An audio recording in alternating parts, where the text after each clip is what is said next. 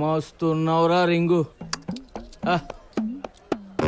నాకు కొంచెం తిక్కుంది, దానికో లెక్కుంది. ఏంటి ఆ మహాలక్ష్మి దాన ధర్మాలు చూస్తుంటే ఈ మార్కెట్ కి పెద్ద దిక్కు ఉందండి. అరే మనము నాక గదంతా ఇట్లా జరగనిస్తాం రా. ఏంద్రా నువ్వు? ఇప్పటికే సగం మంది ఆ లక్ష్మి దిక్కే ఉన్నారు.